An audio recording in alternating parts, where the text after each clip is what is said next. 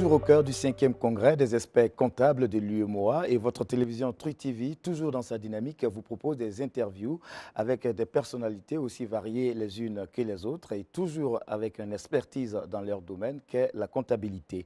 Et justement, nous recevons pour vous Madame Sidibé Fatoumata Sissé, expert comptable, ancienne présidente de l'Ordre des experts comptables du Mali, ancienne présidente de l'Association des ordres professionnels comptables de la CEDEAO, en abrégé ABOA, ancienne présidente également de la Fédération internationale des experts comptables francophones, en abrégé FIDEF. Merci Madame d'avoir répondu à notre invitation. Merci. En 2021, c'était votre pays qui accueillait le 4e congrès des experts comptables. Cette année, c'est le Burkina Faso qui l'accueille. On va vous dire bonne arrivée et vous demander en même temps comment se passe ce séjour. Merci beaucoup. Donc, avant de répondre à votre question, j'aimerais quand même vous remercier de l'occasion que vous nous donnez de parler de ce congrès et surtout de tous les efforts que vous faites pour la diffusion de notre congrès, parce que c'est un congrès régional qui appartient aux ordres des 8 pays de l'UEMOA et que nous organisons de manière tournante. Et le Mali l'a organisé en 2021 sur le thème expert comptable, expert fiscal. Aujourd'hui, à Ouagadougou, en 2023, nous avons la lutte contre les flux financiers illicites. Il faut quand même remarquer que ce thème se place dans la continuité de ce que nous avons fait au Mali, parce que la fiscalité, également, le thème que nous avons choisi, c'est un peu la lutte contre l'évasion fiscale et autres qui sont également des flux financiers illicites. Donc, comment se passe le séjour de Ouaga? Moi, je suis malienne et j'ai beaucoup de familles au Burkina. Ça fait plusieurs fois que je vais au Burkina.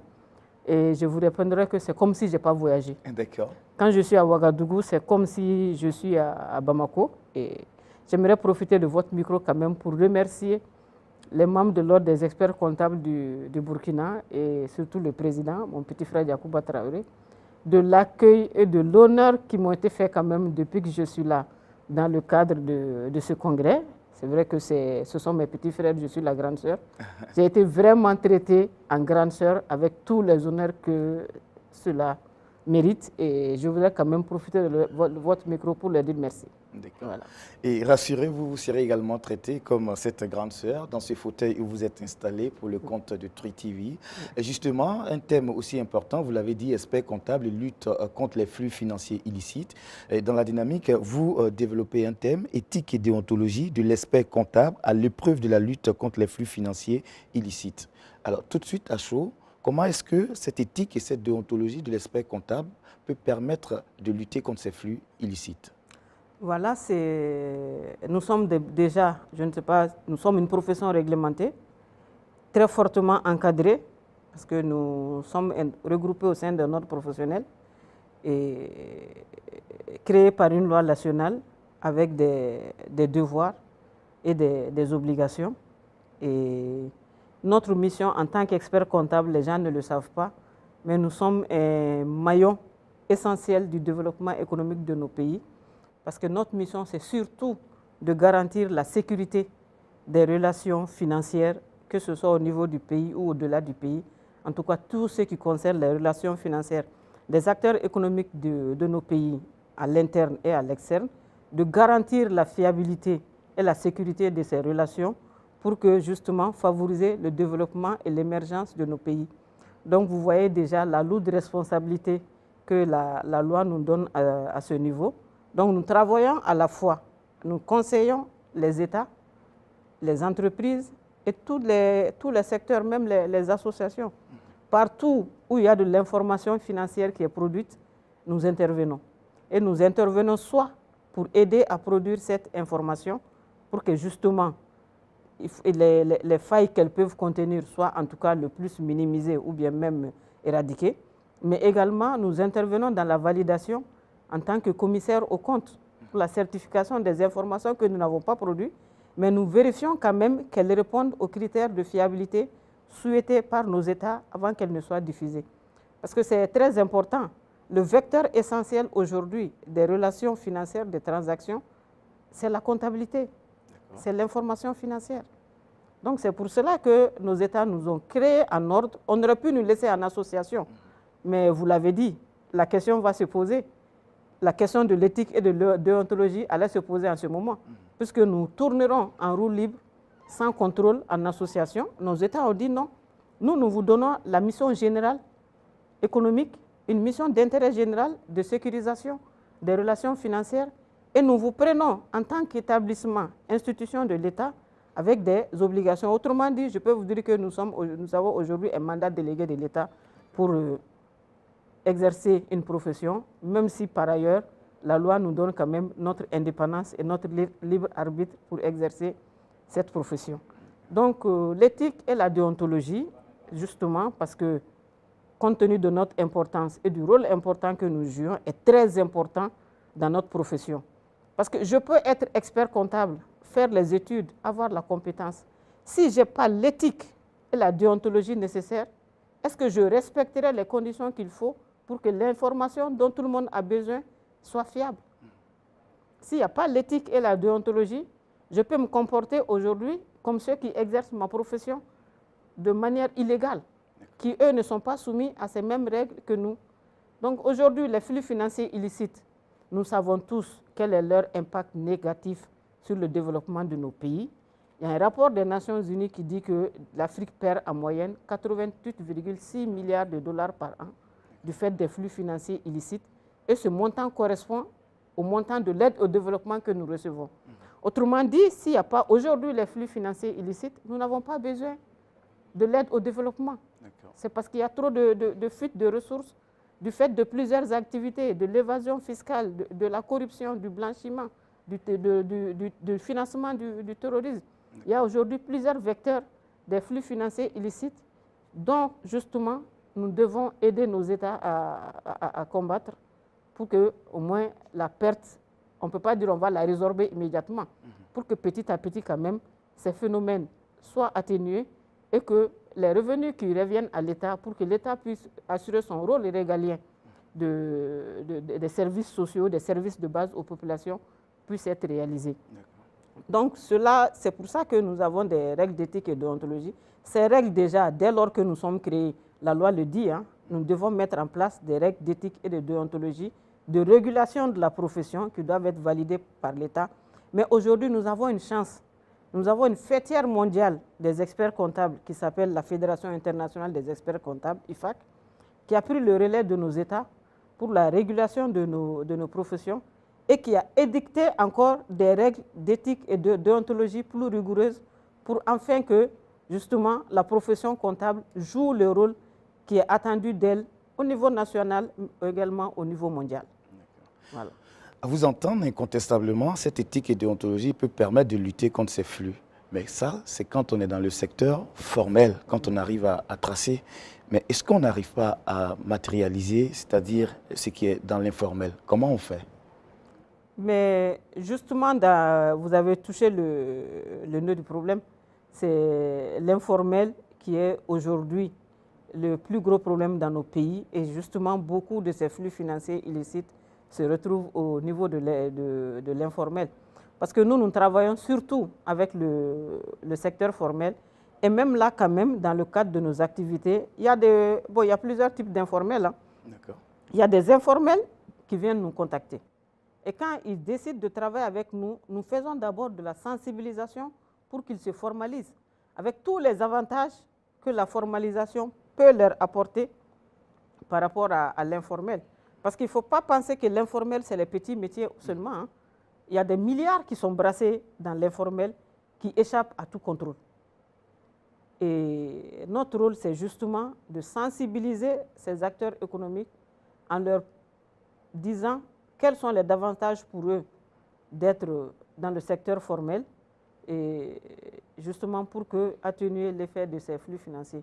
Parce qu'il faut quand même le dire aussi, l'informel, c'est également pour échapper aux impôts.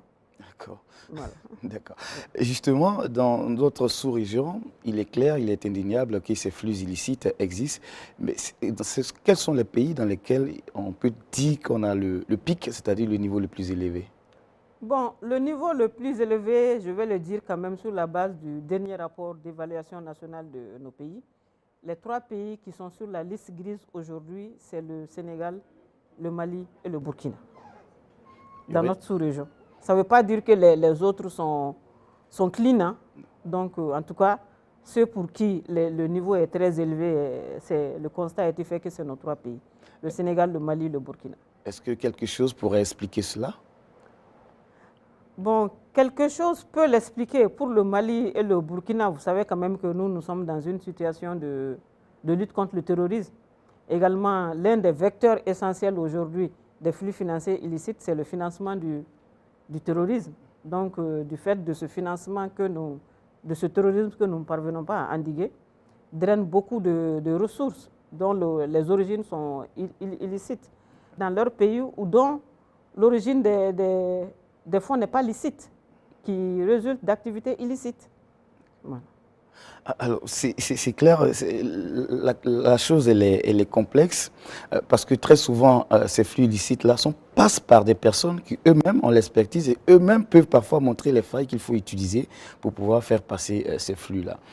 Comment, dans un contexte qu'est le nôtre aujourd'hui, où parfois même, j'allais dire, la corruption est encouragée, comment l'expert comptable peut-il vraiment mettre en branle cette éthique et est-ce qu'il y a parfois des mesures coercitives qui le contraignent à le faire? Il y a des mesures coercitives, parce que là où on parle d'éthique, de déontologie, il y a des sanctions. Pour le non-respect de cette éthique et de cette déontologie, les sanctions commencent déjà au niveau des ordres, parce que les ordres ont le devoir de régulation de leur profession. Donc nous avons de l'autosanction chez nous dès lors qu'il y a manquement à l'éthique et à la déontologie, mais au-delà quand même, il y a des sanctions judiciaires. Et aujourd'hui, nous sommes des professionnels comptables. Notre responsabilité civile et pénale peuvent être mises en cause dans certaines activités, comme le non-respect, par exemple, de la loi sur le financement du terrorisme et le blanchiment des capitaux. Vous êtes soumis à des obligations qui parfois vous amènent à dénoncer certains flux. Est-ce qu'en arrière, il y a aussi des dispositions qui sont prises pour vous protéger? Malheureusement, non. Et ça, nous l'avons dit à nos États et à tous les organismes impliqués dans la lutte contre les flux financiers illicites. Aujourd'hui, pour ce qui concerne les flux financiers illicites, justement, nous avons une obligation de déclaration de soupçons dès lors que nous avons des doutes sur l'origine des fonds des clients qui viennent nous voir. Donc, cette déclaration, normalement, nous la faisons de manière... elle n'est pas anonyme, mais nous adressons à des organismes qui s'appellent les CENTIF dans nos pays, les cellules de traitement de l'information financière, qui existent dans les 8 pays de l'UEMOA. Nous devons faire nos déclarations de soupçons auprès de cette entité, sauf que les choses étant ce qu'elles sont, il y a des fuites. Il y a des fuites, parce que les clients peuvent savoir qui a déclaré. Et là, ça ne nous met plus en sécurité. Ça ne nous met pas en sécurité de deux façons. La sécurité financière. Parce que dès lors que tu fais ça, tu perds ton client. Mais ce n'est pas ça le plus grave, parce qu'on a fait notre devoir moral. Et le plus grave, c'est notre intégrité physique qui est souvent menacée. Et là, l'État ne nous protège pas. Donc, nous le disons tout le temps, à qui de droit. Peut-être qu'il faut, au-delà de ces textes, quand même, mettre en place des mesures de protection des personnes qui sont soumises à ces déclarations de soupçons. Il n'y a pas que les experts comptables, hein. Il y a toutes les professions réglementées juridiques aussi, les avocats, les notaires, les huissiers, les commissaires, priseurs et d'autres activités, même les établissements financiers. On dit très souvent qu'en Afrique, on a l'impression qu'on est champion des rapports. Chaque fois, des rapports sont produits, mais les mesures politiques ne suivent pas après. Est-ce que vous pensez que malgré tout le travail que vous abattez, il y a quelque chose qui manque au niveau politique? C'est vrai que nous avons de bons textes, mais l'application de ces textes pose beaucoup de problèmes. Et souvent, ce n'est pas la capacité de nos États. Et c'est justement le thème de mon atelier qui commande tout ça. C'est des questions d'éthique et de déontologie. Parce que l'éthique et la déontologie ne s'appliquent pas qu'aux experts comptables, hein, qu'aux professions réglementées de manière générale. Elles s'appliquent à ceux qui travaillent pour l'État et pour le compte de l'État aussi. Et c'est là justement où il y a c'est le maillon faible. Et les manquements d'éthique et de déontologie ne sont pas très souvent sanctionnés dans nos États. Et Vous le savez comme moi, c'est surtout pour des raisons politiques souvent. On prend du plaisir à vous écouter, on en sait davantage, mais on va s'arrêter là pour cet entretien. Est-ce que vous avez un mot pour la fin? Un mot pour la fin, c'est que moi, je me réjouis du thème de ce congrès. Et ce congrès se place dans la juste ligne de ce que nous faisons au niveau de la FIDEF et de l'UEMOA. Parce que depuis 2017, quand les lois uniformes ont été prises au niveau de l'UEMOA en 2016, nous avons mis en place une série de formations pour les experts comptables membres des pays de la FIDEF, dont les 8 pays membres de l'UEMOA, justement, pour prendre à bras le corps cette question de lutte contre les flux financiers illicites, d'appropriation de cette loi et de qu'est-ce que nous devons faire en termes de normalisation et de revue de notre éthique pour pouvoir jouer le rôle que la loi nous demande de jouer. Donc, nous avons fait ces formations en 2017. Également, en 2021, nous avons organisé un grand colloque en Tunisie, toujours dans le cadre de la francophonie, sur la même question de flux financiers illicites.